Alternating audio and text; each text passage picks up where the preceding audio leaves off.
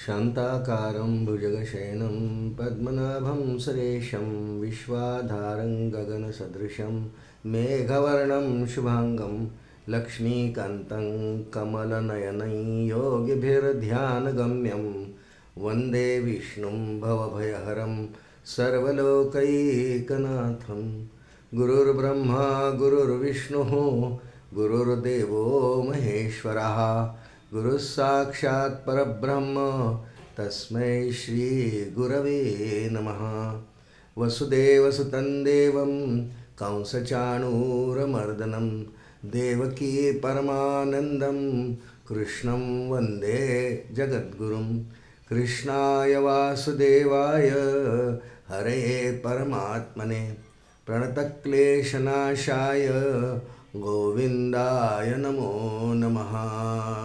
श्री गोपाल कृष्ण भगवान की जय।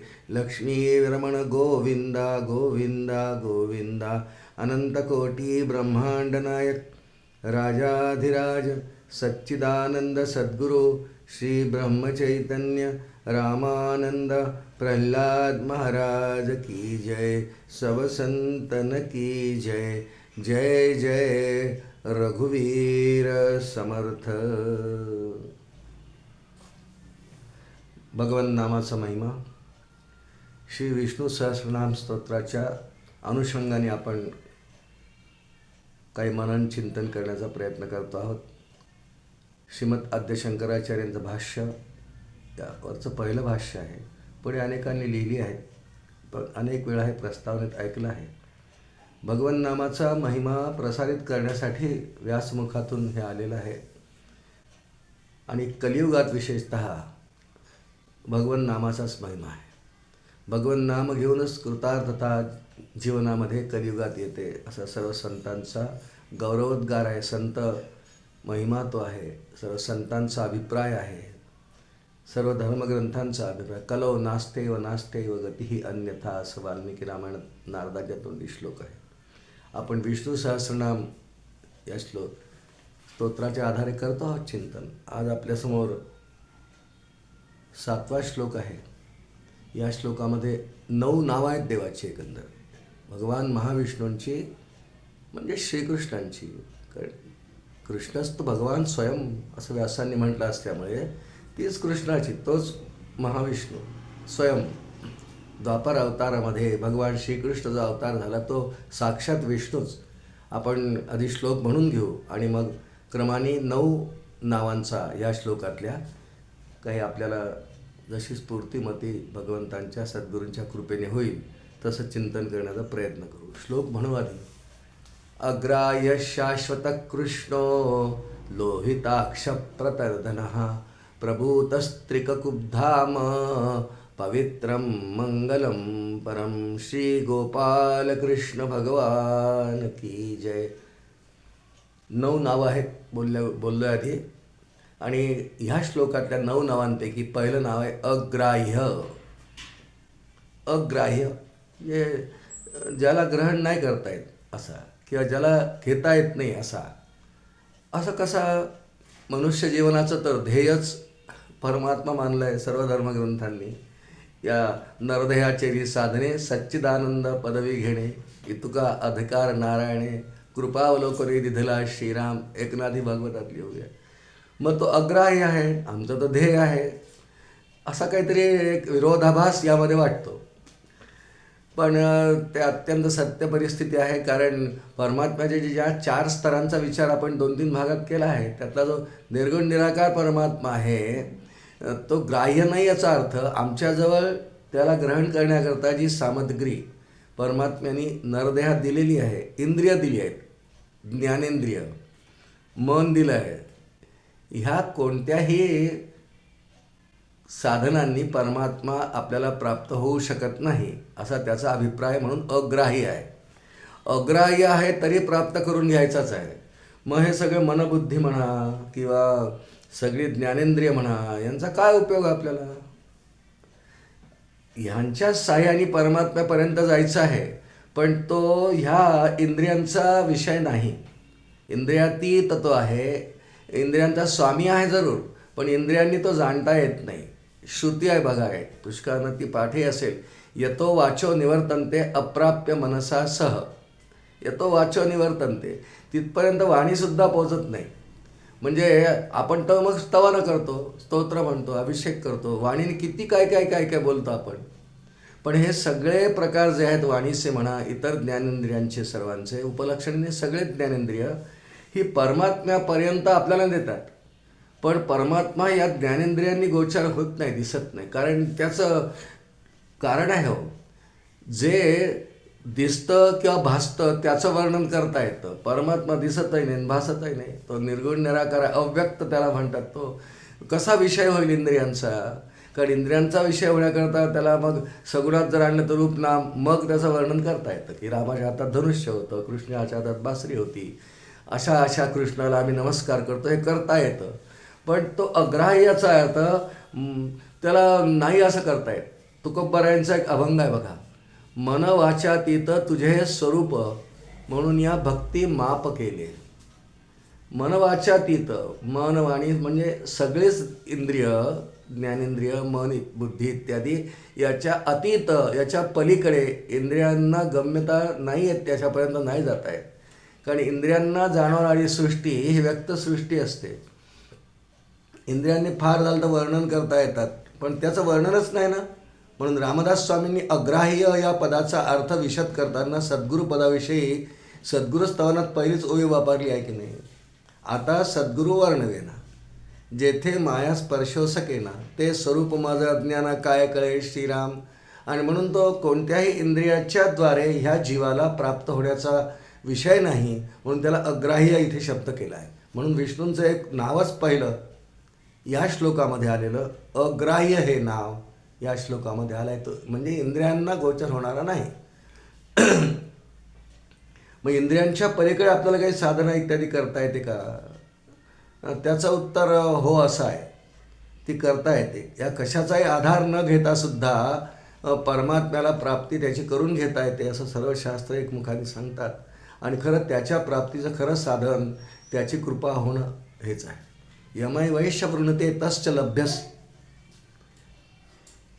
तोच जर का आपल्याला प्राप्त करून द्यायचा विषय असेल, त्याची कृपा झाली तरच तो प्राप्त. यमय वैश्य वृणते तश्च लभ्यस आणि विवृणते तनुश्याम, त्याची कृपा, बस हे साधन आहे.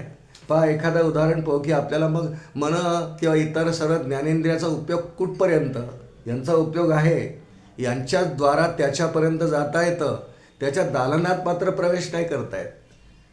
पहा एक दृष्टांत पाहू. मला काही काम पडलं आणि मला कलेक्टरकडे जायचं आहे.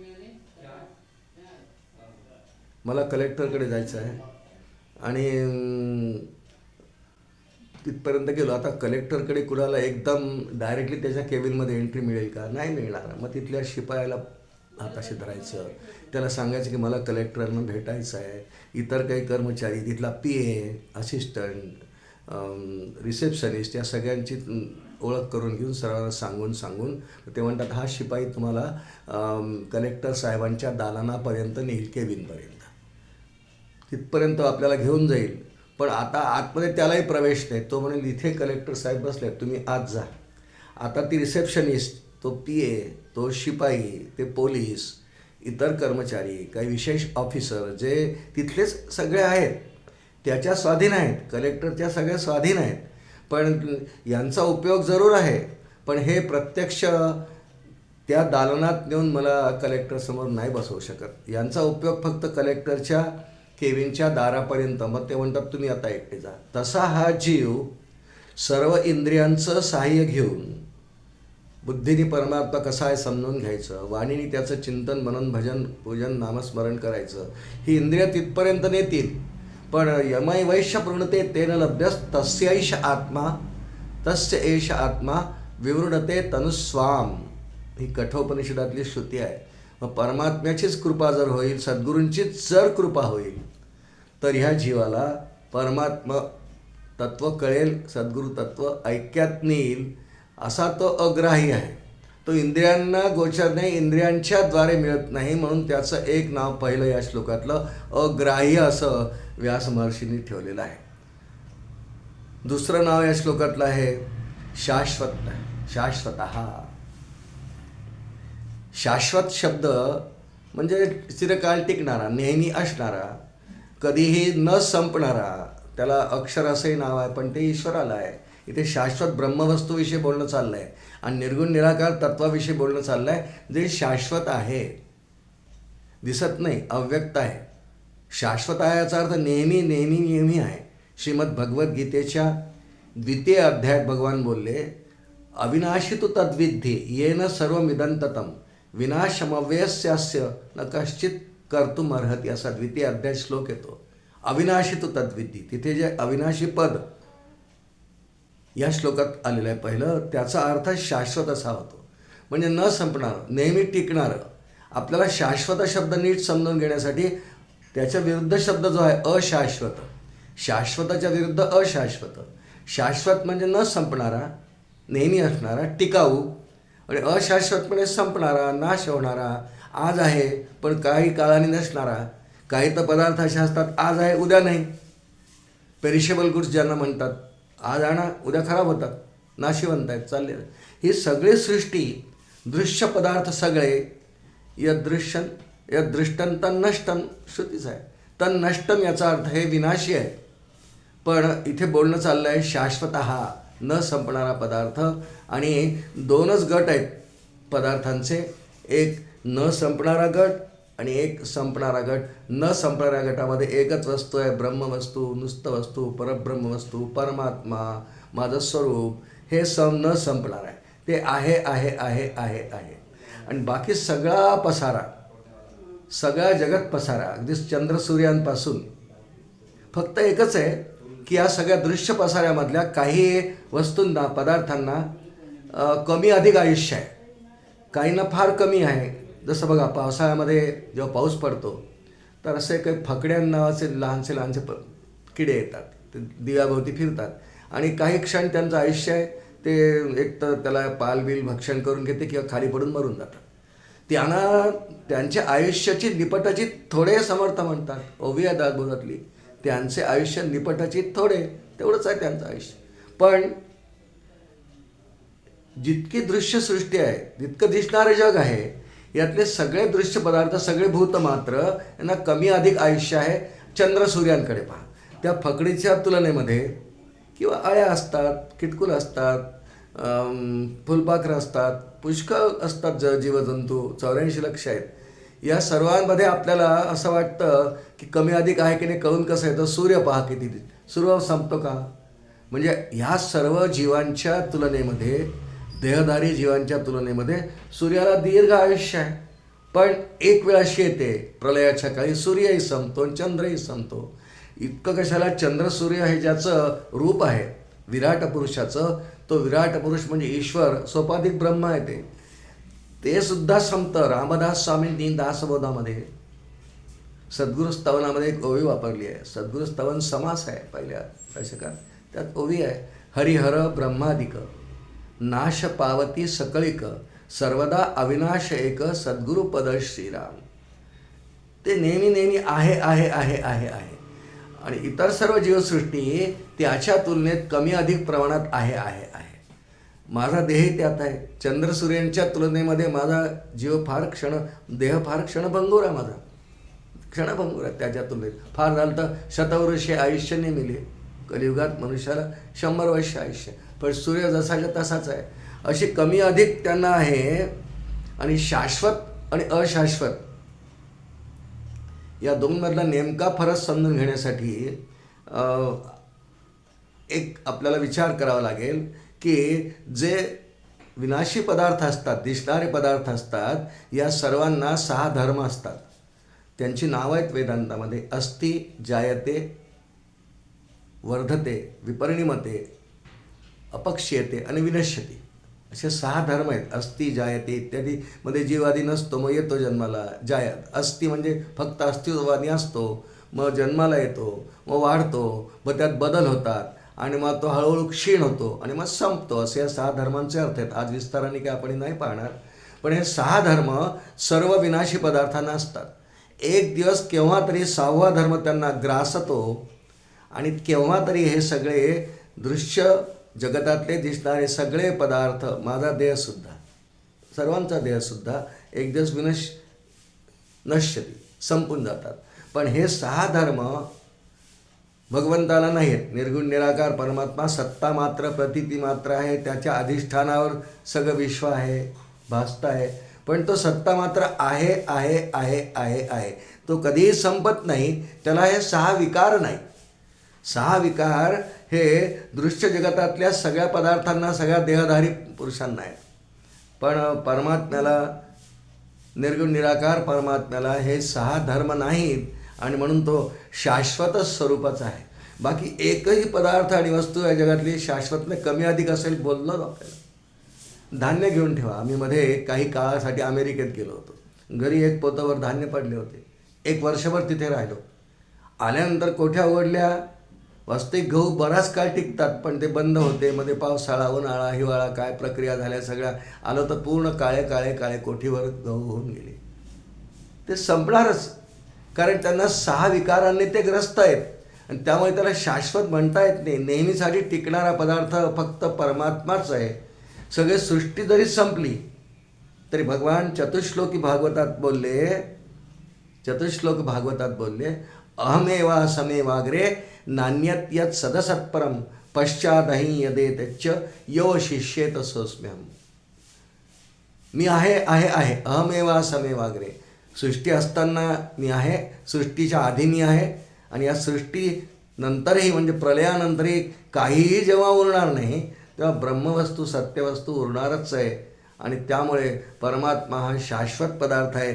त्या अर्थाने याला नेहमीसाठी टिकणारा. बरं, परमात्मा अस्तित्व रूपाने तर आहेच, पण त्याच्या प्रचंड शक्तिरूपाने तो नेहमीसाठी आहे. याउलट आपण देहधारी जितकी माणसं आहोत, आपली शक्ती हळूहळू क्षीण होत जाते, कालांतराने संपते आणि त्यानंतर आपल्याजवळ शक्ती काय असं आपल्याला भासही होत नाही, कमी कमी कमी कमी होते. ती अपक्षीयते गटात ते येतं. जो पाचवा धर्म आहे या देहधारी सर्व जीवांचा, तो 5वा धर्म अपक्षीयतेमध्ये. मी माझं उदाहरण सांगतो. अगदी मी जेव्हा शाळेत होतो, लाँग जम्पमध्ये भाग घ्यायचो, लांब उडी स्पर्धेत. 30 फूट उडी मला तेव्हा मारता येत होती. आता एक नाली नाही ओलांडता येत. अपक्षीयते. अशा माझ्या शक्ती, बुद्धी, युक्ती, उंची, वय या सगळ्यांचा ऱ्हास होत जातो. ऱ्हास होतो याचा अर्थ क्षीण होत जातात, झिजतात आणि एकदा संपतात. पण असे सगळे धर्म परमात्म्याला नाही आहेत. जो निर्गुण निराकार परमात्मा आहे, ब्रह्मवस्तू आहे, हे ब्रह्मवस्तू निर्गुण, हे जे नाव आहे शाश्वत, हे ब्रह्मवस्तूच वाचक आहे. म्हणून शाश्वत इतकं कशाला, सगळ्या शक्ती, बुद्धी, युक्ती अवतारातही असतात, पण तरीसुद्धा अवतारालाही एक दिवस समाप्ती असते. बघा, राम, कृष्ण, वामन, परशुराम अवतार श्री विष्णूंचेच होऊन गेले. आज आहेत का? नाही. त्या युगात जशी गरज निर्माण झाली तसे तसे सगुण विग्रह धारण करून भगवान श्री विष्णू आले, अवतार कार्य पूर्ण केलं आणि त्यानंतर विग्रह स्वेच्छेने संपवला. इतकाच फरक फक्त आहे. पण संपणं आहेच. अवतारी देह जरी झाले, समर्थांचं दासबोधामध्ये मृत्यू निरूपण आहे, वाचण्यासारखं आहे की कोणाला, सर्वांना मृत्यू न म्हणे हा संत, मृत्यू न म्हणे हा महंत, मृत्यू न म्हणे कीर्तिवंत, काही केल्या श्रीराम, कोणालाच नाही मृत्यू सोडत. मृत्यू याचा अर्थ संपणे, देह संपणे. आणि त्यामुळे संपतात जे, त्यांना शाश्वत कसं म्हणता येईल? शाश्वत म्हणजे टिकणारं, नेहमीसाठी टिकणारं. कमी अधिक काही ना काही टिकतं. आमचे वस्त्र टिकतात, आमचं घर टिकतं, आमची गाडी टिकते घेतल्यानंतर. पण घेताना अपेक्षा प्रत्येकाची ही असते की मला टिकाऊ वस्तू घ्यायची आहेत. आपण एखाद्या ठिकाणी गेलो, वस्तू घ्यायला गेलो, त्याला विचारतो हे टिकाऊ आहे ना, टिकेल ना 2-3 वर्ष? तर दुकानदार म्हणतात, पहिल्यांदा म्हणत होते, आता नाही आजकाल, हां 3-4 वर्ष टिकेल. आता म्हणतात काही गॅरंटी नाही. कोणीही कोणत्या पदार्थाची, वस्तूची, इलेक्ट्रॉनिक गुड्स असो, कपडा असो, काय याची गॅरंटी नाही घेत. याचा अर्थ ते शाश्वत नाही आहेत ना. त्या दुकानदारालाही माहिती आहे. हा सगळा नवीन युगामधला हा मार्केटिंगचा फंडा आहे की नवीन नवीन वस्तू काढायच्या, त्या विकायच्या, त्यांचा धंदा झाला पाहिजे ना. आणि त्यामुळे जसं लवकर तो पदार्थ संपला, नवीन पदार्थ लोक विकत घेतील वस्तू. त्यामुळे शाश्वतता तिथे नाहीच आहे. कोणाचाही काही भरोसा नाही. ज्याला आपण आपला मानतो, नाही देहाचा भरोसा. समर्थांनी दासबोधात वर्णन केलं आहे. हा का नेहमीसाठी टिकणार आहे? कुणाचाही देह नाही, संतांचाही नाही, महंतांचा नाही, आचार्यांचा नाही, कुणाचाही टिकत नाही. नाही देहाचा भरोसा, केव्हा सरेल वयसा, प्रसंग येई भलतैसा, कोण जाणे श्रीराम, या कारणे सावध असावे. असं ते ओव्या आहेत. त्याचा नाही विचार आपल्याला आज आहे. आज विचार आपला सुरू आहे. भगवंतांचं एक नाव शाश्वत आहे. शाश्वताचा थोडक्यात अर्थ टिकणारं, नेहमीसाठी टिकणारं. आणि आपल्याला अनुभवाचा विषय आहे की आपलं काहीही नित्य टिकत नाही.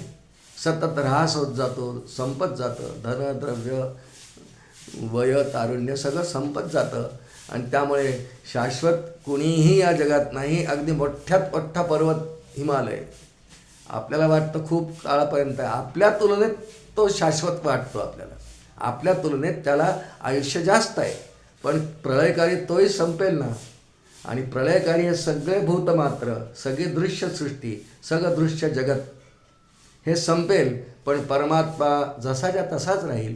म्हणून परमात्म्याला अत्यंत खूप चांगलं नाव आहे. जर का हे नाव परमात्म्याचं आपल्याला नीट ध्यानात आलं, लक्षात आलं, समजून घेतलं तर परमात्म्याविषयीची श्रद्धा बुद्धी वाढते. किती मोठा परमात्मा आहे, केवढा आहे, तो संपतच नाही, नेहमी आहे. रामदास स्वामींनी दासबोधात सुंदर ओवी लिहिली पहा. आपण तो दो दिसांचा, आपण तो दो दिसांचा, देव तो बहुता काळाचा, आपण थोडे ओळखीचा, देवासी त्रैलोक्य ओळखे. आपण दोन दिवसाचा हो, क्षणभंगूर म्हणतात ना. श्रीमद भागवतात 11 स्कंदात श्लोक येतो. उद्धवाला सांगताना भगवान म्हणतात, दुर्लभो मानुषो देहो देहिनाम क्षणभंगुरः. आत्ताच्या चिंतनाच्या अनुषंगाने क्षणभंगुरः, देहिनाम क्षणभंगुरः म्हणताय. त्याच्यात पण सगळीच दृश्यसृष्टी क्षणभंगूरच आहे. अनंत काळाच्या तुलनेमध्ये सगळेच दृश्यसृष्टी ही फारच अल्पकाळ असणारी आहे. परमात्म्याच्या संदर्भात तिला काहीच आयुष्य नाही. आपल्याला वाटतं की 4,32,000 कलियुगाची राहटी आहे. पण परमात्मा तर अनंत आहे हो. अनंत काळपर्यंत तो आहे. यो अनंतस्य गुणान अनंता. त्याचा काळ नाहीच आहे, त्याला कालातीतच आहे तो.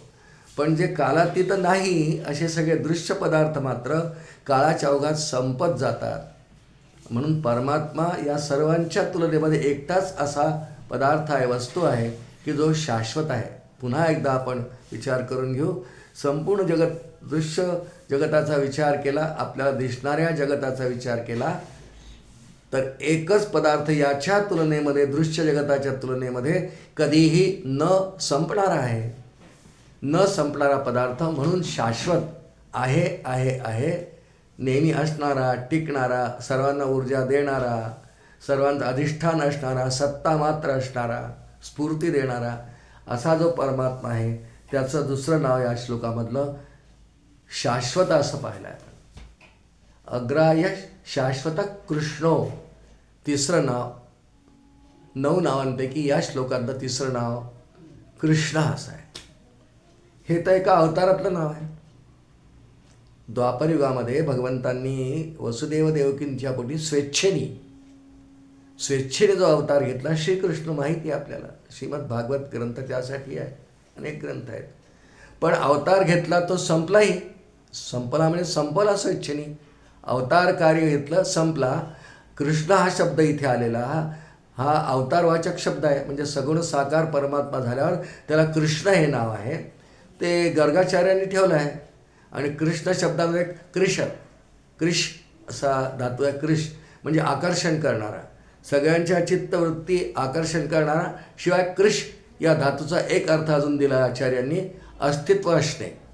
अस्तित्व असणे, सत्ता असणे आणि इतरांना आकर्षित करणे, असे 3 अर्थ आचार्यांनी दिले आहेत. तिन्ही अंगाने तो आहे. अस्तित्ववाचक तर आहेच, पण अत्यंत सर्वांना आकर्षित करणारा याचं रूप याने जे घेतलेलं आहे द्वापरयुगामध्ये, हे फार विलोभनीय आहे. सावळा जरूर आहे पण फार देखणा आहे. अवयव अत्यंत सुकुमार आहेत. सगळे अवयव रेखीव आहेत. शिवाय सगुण विग्रह त्यांनी बासरी हातात घेतली आहे, मोरपीस घेतला आहे. सगळाच विग्रह म्हणून सगळे गोप गोपी, अगदी कालियासुद्धा याच्या प्रेमात आहे. गायी, सगळे गोपी, सगळे गोप, नंद, यशोदा, पूर्ण गोकुळवासीय, लता, वेली, वृक्ष सगळे याच्या प्रेमात पडलेले आहेत. कारण यांनी गोकुळातल्या व्रजभूमीतल्या सर्वांनाच इतकं आकर्षित केलेलं आहे अवतारामध्ये. म्हणून याचं एक नाव कृष्ण असंच आहे. आणि यातलं जे न पद आहे कृष्ण, आणि न दुसरं जे आहे हे आनंदवाचक पद मानलं आहे. न हलंत आहे. हे कृष्ण हे आनंदाचं द्योतक आहे.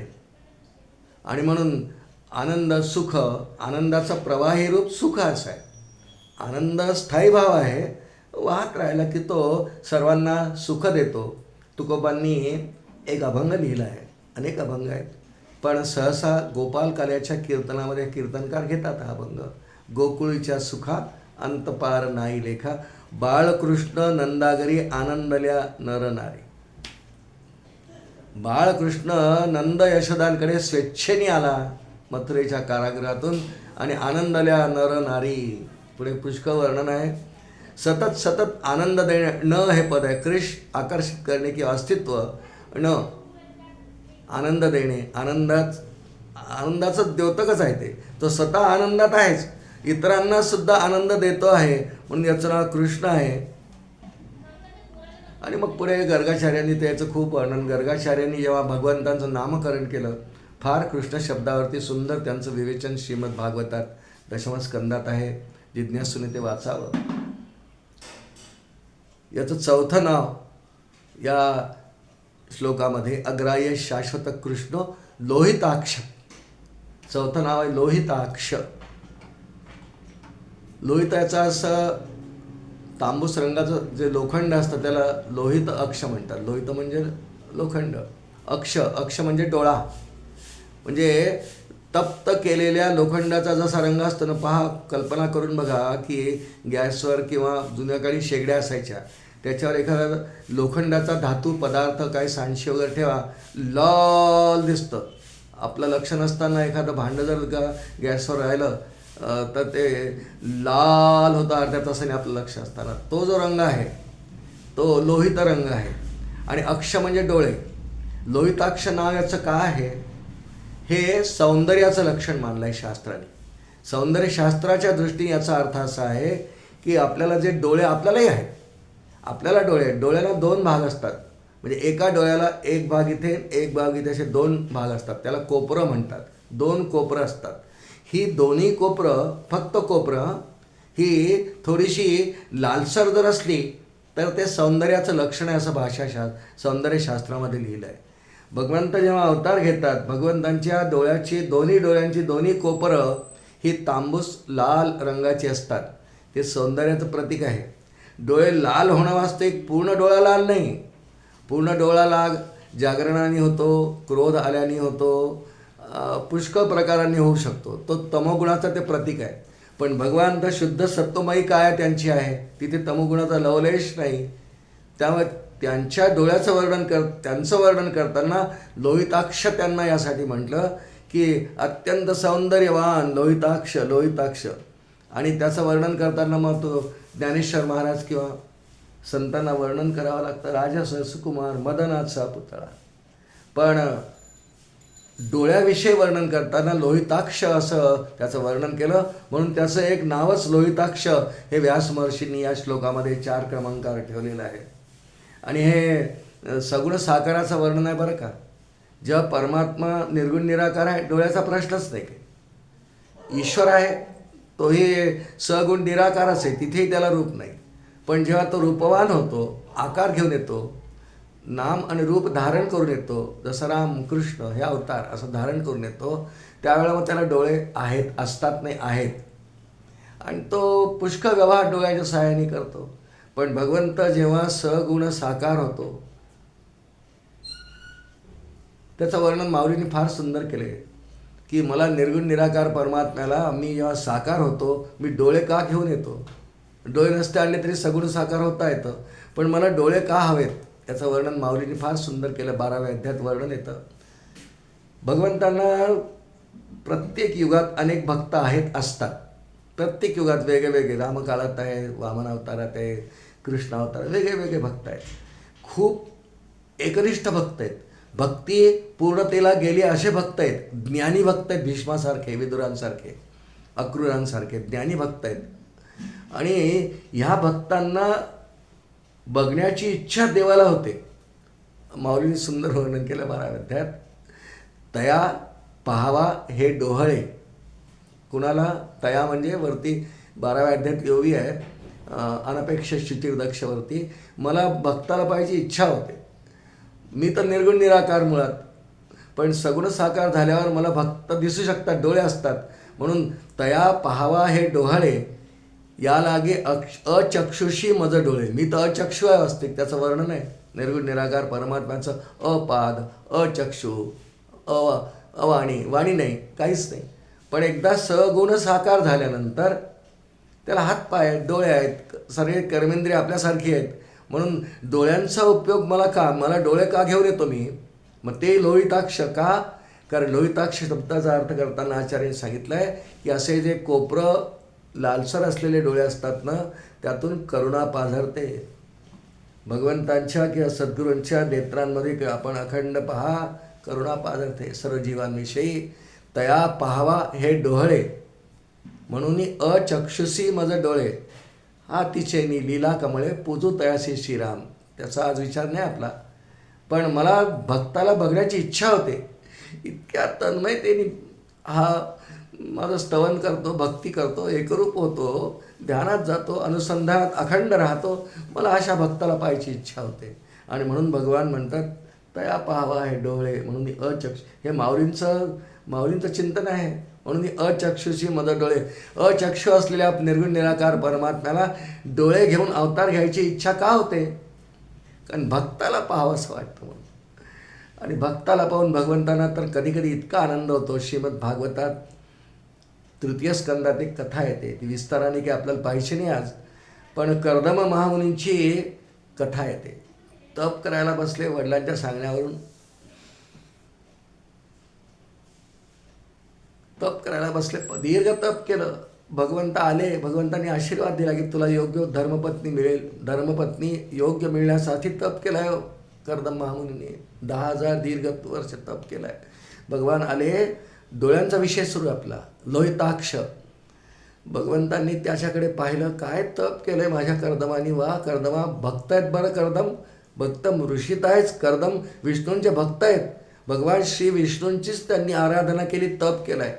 भगवंतांना भक्ताकडे पाहून डोळ्यांनी पाहिलं. वर्णन असं केलं आहे व्यासमहर्षींनी 3 स्कंधात की भगवंतांच्या डोळ्यातून अश्रूचे 2 बिंदू खाली पडले, जमिनीवर पडले तिथे, आणि त्यातून एक सरोवर निर्माण झालं. नाम आहे बिंदू सरोवर. पुढे कथा आहे पुष्कळ मोठी. आपल्याला फक्त नेत्रातून पाझर येतो भक्ताला पाहून, एवढ्या करता ते बिंदू खाली पडले, एवढ्या करता भाग बघितला.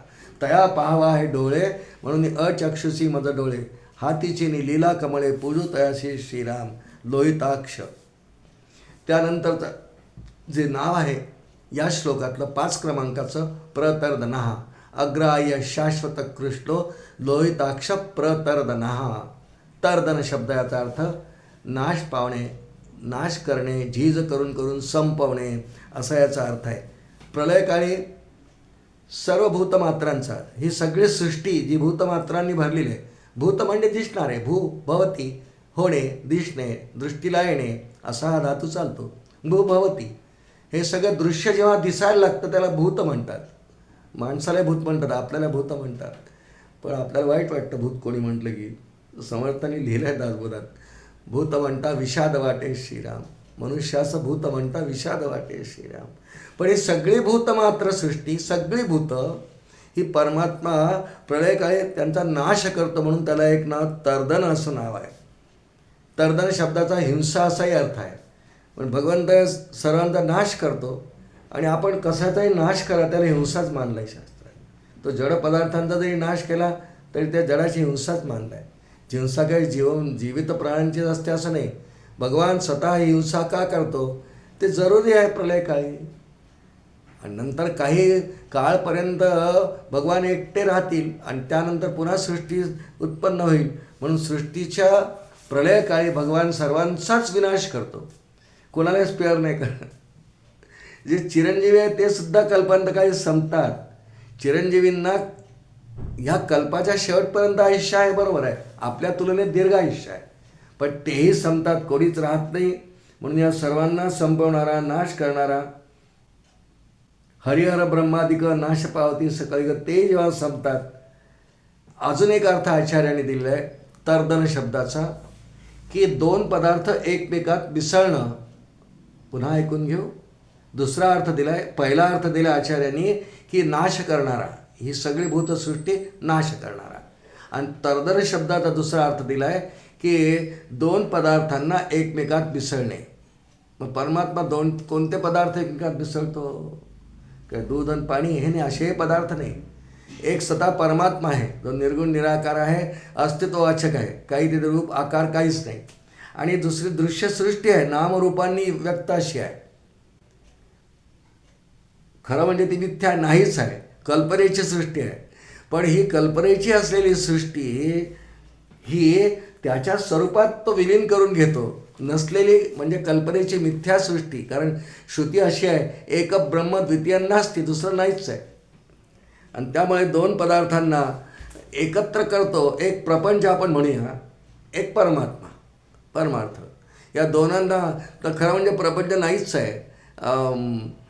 गौडपादाचार्यांच्या मांडुक्य उपनिषदावरती ज्या कारिका आहेत, त्यात एक कारिका आहे, ते प्रपंच यदि विद्येत निवर्तेत न संशय. हा प्रपंच यदि विद्येत नाहीच आहे, निवारायचा प्रश्नच येत नाही. पण त्यालासुद्धा कल्पनेच्या मिथ्या असलेल्या सगळ्या विश्वाला आपल्यात सामावून घेतो. असा दोन पदार्थांना एकमेकात मिसळून घेणारा, म्हणून तर्दन हे नाव त्याला आहे. तर्दन शब्दाचे दोन अर्थ आचार्याने दिलेले आपण थोडक्यात पाहण्याचा प्रयत्न केला. पहिली ओळ या श्लोकाची संपली. अग्राह्य शाश्वत कृष्णो लोहिताक्ष प्रतर्दना. पुढचा शब्द आहे, पुढचं नाव या श्लोकातलं 6 क्रमांकाचं जे नाव आहे प्रभूत. प्रभूत याचा अर्थ, भूत नाव तिथे आहे, पण प्रभूत याचा अर्थ इतर सर्व पदार्थांना तितकी विपुलता नसेल. एखाद्या शेतामध्ये धान्य पिकेल 100 पोते, तरी मर्यादाच आहे, कारण शेत 4 एकर आहे, काय ॲव्हरेज इतकं आहे, आणि इतकं धान्य पेरलं, पाऊस व्यवस्थित आला तेव्हा इतकं धान्य पिकलं. विपुलता आपण म्हणतो की त्यांच्याची फार विपुलता आहे, त्यांची जमीन फार विपुल आहे, फार धान्य देते. पण परमात्म्याच्या तुलनेत ते काहीच नाही. सगळ्यात जास्त प्रभूतः म्हणजे विपुलता, संपन्नता, विशालता, सर्वात जास्त विशालता परमात्म्याजवळ आहे. सोपाधिक ब्रह्म, ज्याला विराट पुरुष भगवान म्हणतात स्वतः, किंवा विश्वरूप आपण म्हणूया त्याला भगवद्गीतेच्या आधारे, हे भगवंतांचं इतकं मोठं रूप आहे की इतकं मोठं रूप, त्याच्यामध्येच तर सगळी रूपं सामावलेली आहेत. इतकी संपन्नता, इतकी विशालता, इतकं ऐश्वर, आणि खरं म्हणजे परमात्म्याजवळ सगळ्याच सद्गुणांची फार विपुलता आहे. म्हणून त्याला गुणनिधानसुद्धा खूप ठिकाणी म्हटलेलं आहे. सर्व प्रकारच्या गुणांचं निधान म्हणजे साठा. षड्गुणैश्वर्यत आहे, 6 गुणांनी आहे, पण या इतके गुण त्याच्याजवळ आहे, तितके अन्य कोणाही एका व्यक्तीजवळ नसतात. आणि जेव्हा जेव्हा परमात्मा अवतार धारण करून घेतो, तेव्हा आपल्या मूळ स्वरूपातली शक्ती, काही शक्ती घेऊन त्या अवतारात किती गरज आहे, किती आता मला कार्य काय करायचं आहे, रावणाला मारायचं आहे मग किती शक्ती पाहिजे, कंसाला मारायचा किती शक्ती पाहिजे, मला गोवर्धन उचलायचा किती शक्ती पाहिजे, असं त्या त्या परिस्थितीनुसार ते कार्य करताना परमात्मा जो अत्यंत विशाल प्रभूत आहे, विशाल आहे, व्यापक आहे, संपन्नता सर्वात जास्त त्याचीच आहे सगळ्या अर्थांनी, सगळी शक्ती, म्हणून त्याला सर्वशक्तिमान म्हणतात. जीव अल्पशक्तिमान आहे. ज्ञानाच्या अंगाने भगवंताचा विचार केला, या नावाच्या अंगाने प्रभूतत, तर तो सर्वज्ञ त्याला म्हणतात. आणि हा जीव अल्पज्ञ आहे. सगळी सर्व संपन्नता, गुणांची, विशालतेची, सगळी संपन्नता भगवंतांकडे आहे, म्हणून त्याला प्रभूत असं नाव, हे 6 क्रमांकाचं नाव या श्लोकामध्ये येतं. प्रभूत, फार विशाल, सगळ्यांचा साठा, गुणनिधानच. 7 क्रमांकाचं नाव या श्लोकामध्ये येतं त्रिककुब्धाम. त्रि शब्द आहे म्हणजे 3, ककुभ याचा अर्थ दिशा असा होतो. इथे ककुभ शब्द आहे. म्हणजे तीन, तीन दिशांचा स्वामी. खरं दिशा याचा अर्थ या ठिकाणी लोक असा होतो, कारण लोकांना दिशा म्हणतात. एक मृत्यूलोक आहे, एक स्वर्ग आहे आणि एक पाताळ आहे. या तीनही लोकांवर ज्याचं स्वामित्व आहे, त्रैलोक्याचा स्वामी म्हणतो ना आपण, अनंत कोटी ब्रह्मांड नायक जेव्हा म्हणतो, तो त्रैलोक्याचा स्वामी आहे. पाताळाचा स्वामी तोच आहे, या मर्त्यलोक मृत्यूलोकाचा तोच आहे, आणि स्वर्गादी जे अनेक भुवन आहेत, 7 14 भुवन आहेत, या सर्वांचा स्वामी, त्रैलोक्याचा स्वामी, तीन दिशांचा स्वामी, ककुभ म्हणजे दिशा त्यांचा स्वामी, आणि धाम म्हणजे आश्रयस्थान. ककुभ धाम, तीनही दिशांचा जो स्वामी आहे, म्हणजे तीनही लोकांचा स्वामी जो आहे, असं हे नाव या ठिकाणी दिलेलं आहे. आणि तीनही लोकांचा स्वामी समर्थांनी दासबोधात एका ठिकाणी वर्णन केलं आहे. चारी खाणी चारी वाणी 84 लक्ष जीवयोनी, निर्माण केले लोक तिन्ही, त्या नाव देव श्रीराम, अशी ओवी येते दासबोधामध्ये. निर्माण केले, स्वामी तर जाऊ निर्माणच त्यांनी केले, त्याचीच निर्मिती आहे, आणि ज्याची जी निर्मिती असते तिचा तो स्वामी असतो, त्याच्या मालकीची ती गोष्ट असते. ज्याची जी निर्मिती त्याचा तो स्वामी. जसं आता मी हे घर अर्थात ते लोन बिन घेऊन बांधलं, पण मी बांधलं तर या घरात आम्ही स्वामी आहे. एखादा राजा आहे, त्यांनी मोठा महाल बांधला तर त्या महालाचा स्वामी आहे. छत्रपती शिवाजीराजांनी स्वराज्य निर्मितीचा प्रारंभ केल्यानंतर पुढे राज्याभिषेकापर्यंत 360 किल्ले जिंकले. 360 किल्ल्यांचे ते स्वामी आहेत. असं स्वामित्व ज्याच्याकडे तीन लोकांचं आहे, हे आपण स्वामित्व समजून घेण्याकरता एक दोन उदाहरणं पाहिले. असं तीनही लोकांचं, म्हणजे स्वर्ग मृत्यू पाताळ, तीनही लोकांचं, तीनही लोकांवर ज्याचं स्वामित्व आहे, निर्मिती त्याचीच आहे, स्वामी तोच आहे, आणि त्यामुळे त्याचं हे नाव त्रिककुब्धाम. आणि ते त्याने सिद्धही केलं आहे. हो, मी तीनही लोकांचा स्वामी, या तीनही लोकांपेक्षा जास्त व्यापक आहे, हे सिद्ध करण्याकरता वामन अवतारामध्ये बलीची कथा आपल्याला विस्ताराने सगळ्यांना माहिती आहे. आता ती बोलत नाही, पण माहिती आहे. 3 पावलं भूमी मागितली ना, पहिल्या पावलाने ही पृथ्वी व्याप्त केली, दुसऱ्या पावलाने ही स्वर्ग व्याप्त केला, दिशांनी आकाश व्याप्त केलं, तिसरं पाऊल कुठे ठेवू, त्याचंच आहे सगळं. आणि राजा बली वचनांनी बद्ध होता, म्हणा मी वचन कधीही मोडणार नाही, माझ्या डोक्यावर ठेव वगैरे, अशी कथा आहे. आणि भगवान शेवटी पाताळ लोकावरील स्वामित्व माझा आहे सिद्ध करण्याकरता बळीलाच पाताळात ठेवलं. पण तिन्हींचा स्वामी भगवानच आहे, आणि त्या अर्थाने हे त्रिककुब्धाम हे नाव विष्णू सहस्रनामामध्ये या श्लोकामध्ये अग्राह्य शाश्वत कृष्णो लोहिताक्ष प्रतर्दना प्रभूतस्त्रिक कुब्धाम, पुढचं नाव येतं पवित्रम. हे 8 क्रमांकाचं नाव या श्लोकामध्ये आहे, पवित्रम. त्याच्याविषयी श्लोक सगळ्यांना पाठ आहे. पवित्र पदार्थ तर खूप आहे जगामध्ये. आपल्या दृष्टीने आपण विचार करताना जर केला तर जे साधारण परमार्थाच्या अंगाने आहेत, देव धर्म जाणणारे आहेत, या गोष्टी पवित्रता शब्द फक्त हा प्रपंच आणि परमार्थ जर विचार केला, किंवा व्यावहारिक जग आणि देव इत्यादी विचार केला, तर देवाच्या संदर्भामध्ये पवित्रता हा विषय येतो. तो जगाच्या तुलनेत, म्हणजे जसं एखादी गोष्ट पवित्र व्हायची असेल, कोणती जडवस्तू पवित्र करता येईल, पण सर्वात जास्त पवित्रता परमात्म्याजवळ आहे. म्हणून पवित्राणाम पवित्रयो मंगलानांच मंगलम असा पुढे श्लोक येणारच आहे. तो विष्णू सहस्रनामाच्या उपसंहारामध्ये येतो. पवित्राणाम पवित्रयो, अनेक पवित्र वस्तू आहेत जगात, नाही असं नाही. जसं गंगा नदी पवित्र आहे, गायत्री मंत्र पवित्र आहे, गोमाता पवित्र आहे, पर्वत नद्या पवित्र आहेत, ही त्याची निर्मिती आहे. वृक्षांमध्ये म्हटलं अश्वत्थ सर्व वृक्षाणाम पवित्र आहे, शमी पवित्र आहे, औदुंबर वृक्ष पवित्र आहे, ही सगळी पवित्र आहेत. ही सगळी पवित्र आहे, बरं सर्व पवित्रांचा स्वामी, या पवित्र वस्तूंचा स्वामी. आणि म्हणून आपल्या इथे एक पद्धत आहे बघा, साधारण पूजा कर्म करणाऱ्यांना हे लक्षात असतं, माहिती असतं की आम्हाला पूजा करताना अंतःकरणाची पवित्रता हवी असते. अंतःकरणाची पवित्रता फार वेगळा विषय आहे. 13व्या अध्यायात खूप छान आचार्योपासन श्लोकापासमध्ये खूप याला शौच म्हणतात. पवित्रपणा म्हणजे शौच. शौच म्हणजे पवित्रता. संस्कृत शब्द शौच आहे. तर ती येण्याकरता जर आम्हाला माहिती आहे की आमच्याजवळ सगळे पदार्थ काही पवित्र नाही, माझा देहही तेवढा पवित्र नाही आहे, अमंगलच आहे. म्हणून पूजाधारकांनी, पूजा करणाऱ्यांनी पूजेला बसताना एक श्लोक म्हणायचा असतो. तो आमच्या पूजाशास्त्रविधी ग्रंथामध्ये ऋग्वेदीय पूजा संहितेमध्ये लिहिलेला आहे. अपवित्र पवित्रो वा सर्वावस्थांगतोपि वा यस्मरेत पुंडरीकाक्षम सबाह्याभ्यंतर शुची. म्हणजे परमात्म्याला इथे पवित्रम नाव का दिल्याचं आपल्या लक्षात येण्याकरता श्लोक बोललो हा. तो एवढा पवित्र आहे की ज्याच्या नुसत्या स्मरणाने सगळ्या वस्तूंमध्ये जो पूजा करणार आहे त्याच्या देहाला सुद्धा पवित्रता येते. आणि पवित्र अंतःकरणाने, पवित्र देहाने पवित्र वस्तूची म्हणजे परमात्म्याची पूजा करावी, म्हणजे ती समर्पण होते. अपवित्र अवस्थेत सगळ्यात देहाची पवित्रता सगळ्यात पहिल्याला स्नानाने होते. तेव्हा पूजा करताना कोणी स्नान न करताना कोणीच करत नाही. करू नये असं नाही, करतच नाही कोणी. पूजा म्हणा, आन्निक म्हणा, संध्या म्हणा, तर्पण म्हणा, सत्कार म्हणा, हे कोणी स्वतः स्नान केल्याशिवाय करत नाही.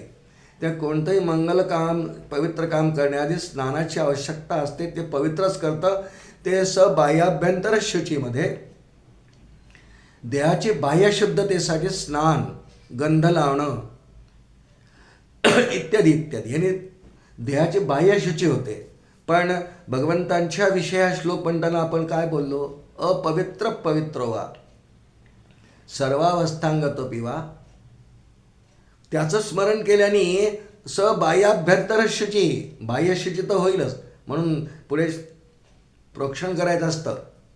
अपवित्र पवित्र हा प्रोक्षणाचा मंत्र आहे. म्हणून फुलांनी मग पाणी घ्यायचं, ते भगवंतांचं स्मरण करायचं किंवा आपल्या गुरूंचं स्मरण करायचं आणि त्या फुलामध्ये पाणी घेऊन ते सर्व पूजा द्रव्याने संप्रोक्ष आत्मानंच प्रोक्षेत, असं पुढे त्याच्या विषय वचन आहे. पूजा द्रव्य आणि प्रोक्षय, सर्व पूजा द्रव्यावर म्हणजे जे आपण तयारी केली आहे पूजेची, फुलं तोडून आणली असतील, गंध उगाळला असेल, दिवा लावला असेल, निरांजन लावली असेल, उदबत्ती लावली असेल, पाठ आसन मांडलं असेल, रांगोळी काढली असेल, या सर्वांना पवित्रता येण्यासाठी अपवित्र पवित्रो वा सर्वावस्थांगतोपि वा यस्मरेत पुंडरीकाक्षम बाह्याभ्यंतरशी. बाह्य अभ्यंतर म्हणजे आतली, दोन्ही शुद्धी होतात. म्हणून पूजा द्रव्याणी प्रोक्षेत आत्मानंच प्रोक्षेत. सर्व पदार्थांवर आपल्यावर ते पाणी शिंपडावं. धारणा, मनात कल्पना करावी की भगवंतांच्या या स्मरणाने माझा देह आता पवित्र झाला आहे आणि पूजेला पात्र झाला आहे. आणि आता पूजेने, प्रोक्षणाने पवित्र झालेल्या देहाने मी पवित्र वस्तू परमात्म्याची पूजा करणार आहे, इतकी मनात भावना ठेवून पूजेला बसायचं असतं. आणि म्हणून पवित्रम हे नाम का? ज्याच्या फक्त स्मरणाने सुद्धा अपवित्र वस्तूंमध्ये पवित्रता येते असा जो आहे. म्हणून त्याचं एक नाव या श्लोकातलं 8 क्रमांकाचं पवित्रम. प्रभूतस्त्रिककुब्धाम पवित्रम, पुढे मंगलम परम, हा एकच शब्द आहे. पुढचा बघूया आपण. पण पवित्र, कोणतीही वस्तू जर पवित्र करायची असेल तर त्याला 3 क्रिया कराव्या लागतात. ती आधी बाह्य पद्धतीने स्वच्छ करावी लागते, मग ती सुंदर करावी लागते आणि सजवावी लागते, आणि त्यानंतर मग तिथे काय आखीवरेखीपणा करून त्यावर पवित्रता आणता येते, पवित्र होते. पहा, उदाहरण पहा. जुन्या काळचा दृष्टांत. अंगण, आम्ही खूप दिवस गावाला गेलो, खूप धूळ माती येऊन पडलेली आहे. आधी स्वच्छ झाडून काढणं. स्वच्छता ही पहिली पारी पवित्रतेची आहे. स्वच्छ झाडलं, मग त्याच्यावर पाणी वगैरे शिंपडलं, सगळा शिंपला, ते सुंदर केलं. आता धूळ सगळी निघून गेली. इतक्या दिवसांची आलेली धूळ आपण पाणी शिंपडून पोछा करून ते पाण्याने पूर्ण धुवून टाकलं, पाईप लावून धुवून टाकलं, स्वच्छ केलं, धुवून टाकलं, सुंदर केलं. आता पवित्र वाटण्यासाठी एवढ्याने अंगण पवित्र वाटणार नाही. ते पवित्र वाढण्यासाठी तुळशीजवळ दिवा, तुळशीजवळ रांगोळी, घरात कुठे कुठे रंगावली, औदुंबर असेल औदुंबरासमोर रांगोळी, घराच्या पायरीवर रांगोळी. जेव्हा स्वच्छ, सुंदर आणि पवित्रता येण्यासाठी मग रांगोळी, या 3 गोष्टींनी मग पवित्रता छान वाटायला लागते. आणि ज्याला त्याला हा अनुभव आहे की असं केल्याशिवाय छान प्रसन्न वाटत नाही. आपण म्हणतोय की आता हे सगळं केलं, आता कसं छान प्रसन्न वाटतंय, नाही तर भणभण भणभण वाटतंय. कधी गावाहून आपण आलो, सर्वात पहिल्यांदा देवाजवळ हे करतो ना आपण, दिवा लावतो, बत्ती लावतो, त्या ठिकाणी रांगोळी काढूया, त्याने ते पवित्रता येते. नाही तर नुसतं बंद असल्यामुळे धुळी माखलेलं पवित्रता तिथली टिकत नाही. म्हणून पवित्र पदार्थ वस्तू जो आहे त्याचा आशीर्वाद घेऊन स्मरण करून हे सगळं केलं तर त्या वस्तूमध्ये पवित्रता येते.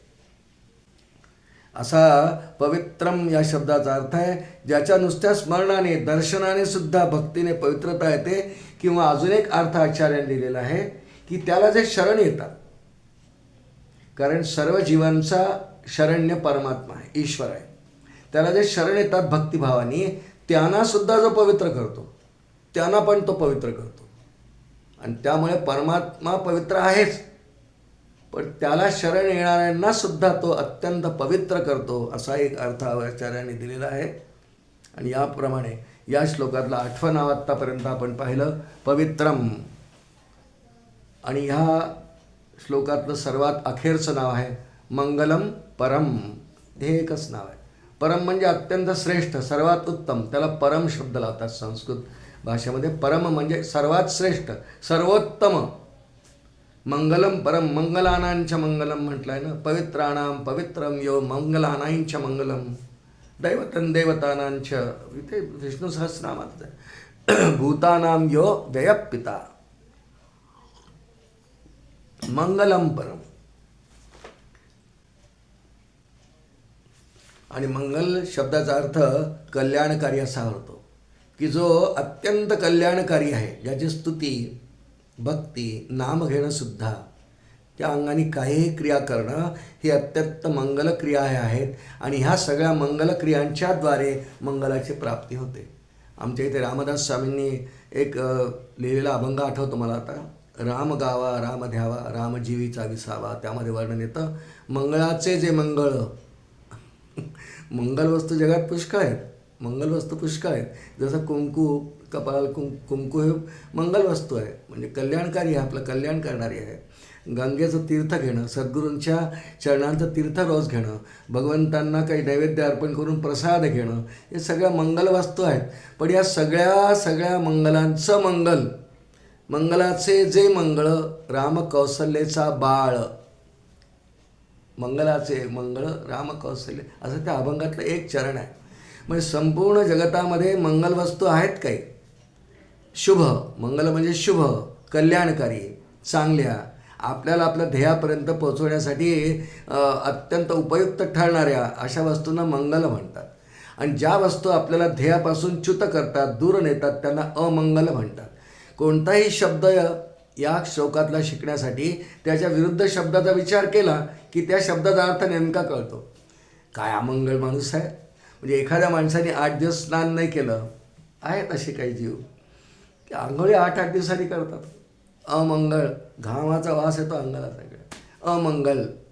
आपल्याला बोलताना आपण म्हणतो किती अमंगल माणूस आहे, की काय याला स्नानही करायची इच्छा होत नाही. स्नानाने बाह्यशुची होतेच बरं का.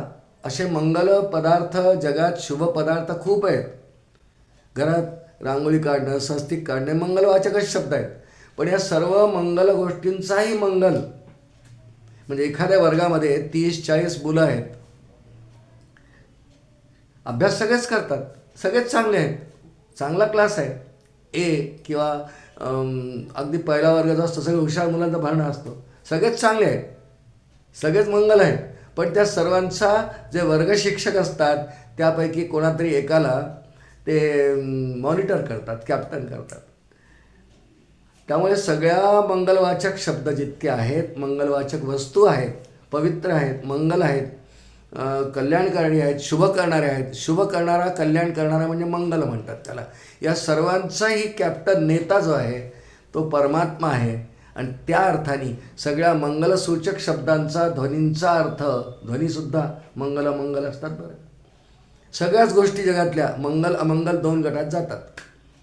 जितक्या मंगल अमंगल गोष्टींचा विचार नाही करू आपण, पण आहे अमंगल, जगात खूप अमंगल आहे. वाईट विचार, अमंगलता येते. मलिनता येते, अंतःकरण मलिन होतं आणि मग अमंगल विचार केले, अमंगल पुरुषांच्या सान्निध्यात जरी आलं तरी अमंगलता येते आणि मंगलतेपासून आपण दूर जातो, शुभ गोष्टी करून दूर जातो. म्हणून आपल्या इथे अशा खूप पद्धती आहेत हो, की निदान प्रार्थना तरी कर, शुभं करोती, मंगल कर बाबा माझं, कल्याणम शुभं करोती कल्याणम आरोग्यम धनसंपदा म्हणस शत्रुबुद्धी विनाशाय दीपज्योती नमस्ते. दिव्याच्या ज्योतीला सुद्धा ही प्रार्थना करतो की माझं मंगल कर, शुभ कर. मुलांना पण शिकवतोय संस्कार आपण. ते एवढं फक्त एवढ्यासाठी आहे की मंगलता जीवनात जर आली तर मंगल पदार्थाजवळ जाता येतं. मंगल आणि मंगलाची प्राप्ती, पवित्र वस्तूंनी पवित्र वस्तूची प्राप्ती. शिव भूत्वा शिवाई यजेत अशी एक उक्ती आहे, ती या अनुषंगाने आहे. स्वतः आपण तसं झाल्याशिवाय त्या वस्तूची प्राप्ती होत नाही. म्हणून अत्यंत मंगल असलेला पदार्थ परमात्मा आहे. म्हणून मंगलम परम, सर्वात श्रेष्ठ मंगल वस्तू, कल्याण करणारी वस्तू, या अर्थाने भगवंतांचं या श्लोकामधलं एक नाव मंगलम परम हे एकच नाव आहे. श्रेष्ठ, कल्याणकारी, शुभ असं असलेलं, म्हणून भगवानच तो आहे. म्हणून त्याचं नावच मंगलम परम हे त्याचं एक नाव आहे. ह्याप्रमाणे आज आपण श्री विष्णू सहस्रनाम श्लोक 7वा श्लोक जर चिंतन केलं, श्लोक एकदा पुन्हा म्हणू आणि आज नंतर थांबू आपण. अग्राह्य शाश्वत कृष्णो लोहिताक्ष प्रतर्दनः प्रभूतस्त्रिककुब्धाम मंगलम पवित्रम मंगलम परम. श्री गोपालकृष्ण भगवान की जे. आजचं झालेलं आहे चिंतन परमपूजनीय सद्गुरू श्री भगवान गोपालकृष्ण भगवान नारायण यांच्या चरणी समर्पण करतो आणि वाणीला विराम देतो.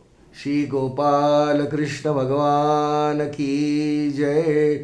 श्री सद्गुरुनाथ महाराज की जय. जय जय रघुवीर समर्थ.